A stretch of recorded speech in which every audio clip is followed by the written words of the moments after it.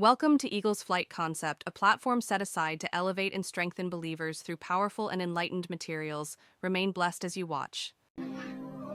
The Israelites, when they thought about Abraham, they thought about the privilege of sonship. This is why the circumcision was not for females. Is it that females were not going to be part of the covenant nation? Of course, females are part of it. But the male gender was used as a symbol of what? Sonship. And that thing called sonship is an office in the spirit. As many as believe, to them he gave power to become what? Sons of God. It's an office in the spirit. Hebrews, I think it's chapter 2 now, the Bible says that when God made man, he promised that everything will be under his feet. But we do not yet see that everything is under his feet. But he says we see Jesus. Because the matters there in Adam, first Adam and the last Adam, is matters of what? Sonship. So that's why he uses the male gender.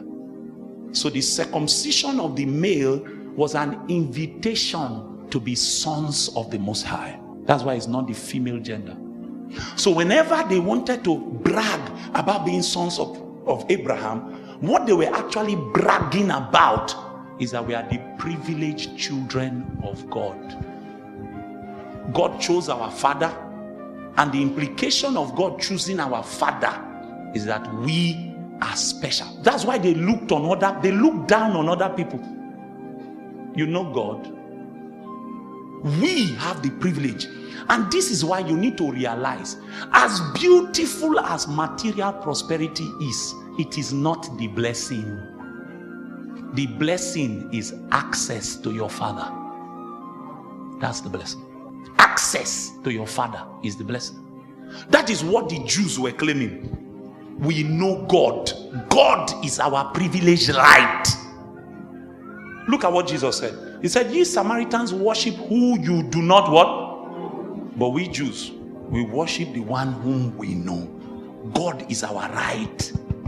We have privileged access to God by reason of the covenant of circumcision. That's what they claimed. It was sonship.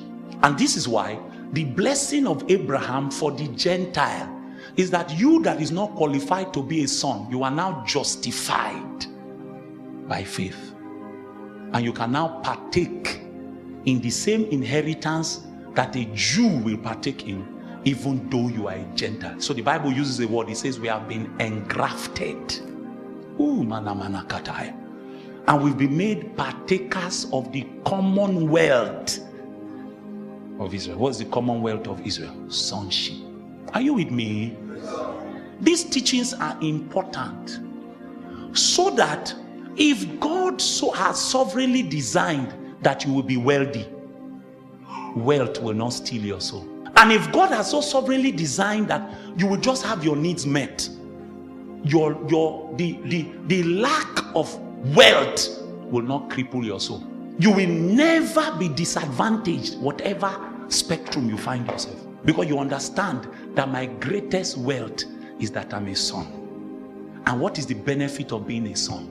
I have access to my father. Look at Jacob. When Jacob was leaving the house of Laban, go and read it. Don't believe me, just go and read it. The Bible says he left with cattle, he left with camel, he left with anything you can think of. One Bible scholar converted the things Jacob left Laban's house with into dollars. Yes, he did the calculation and converted it into dollars. Jacob left Laban's house a multi-billionaire. He was rich. And yet the angel of the Lord appeared to him and was wrestling with him. And he cried out, I won't let you go unless what? What blessing was he looking for? What you call a blessing is, God bless me with husband. He had wife. Not one, no. He had 2 legal ones and 2 illegal ones. He had songs. Okay, they say you must get girl. You get one. Is it not one Jacob had? Yeah, Dinah, one. He had one.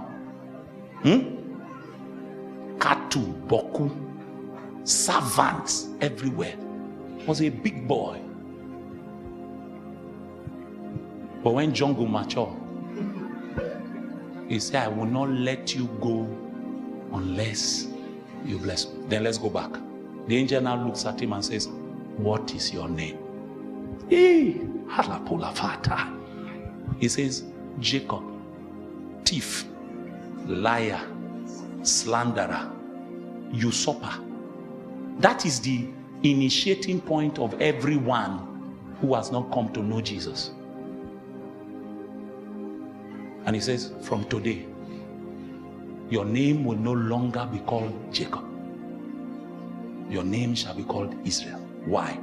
As a prince, he moved from being a man to becoming the son of a king.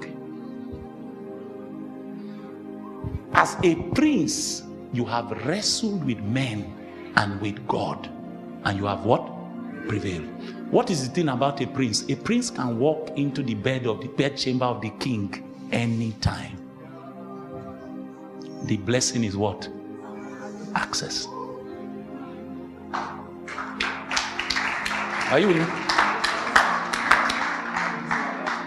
Access. And that's why matters that we are discussing in church tonight are critical, because the question then becomes, what have you done with your access? But the average Christian despises access. Even though I'm a son, if I don't have money, I'm a failure. Even though I'm a daughter, if I'm not yet married, I'm a failure.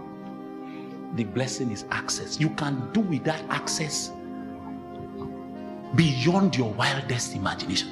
This is how men are separated in our ranks.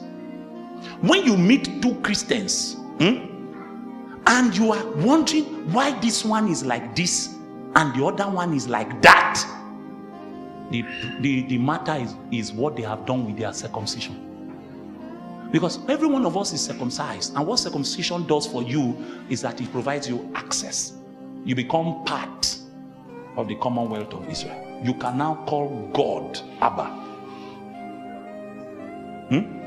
The question is, what will you do with that access?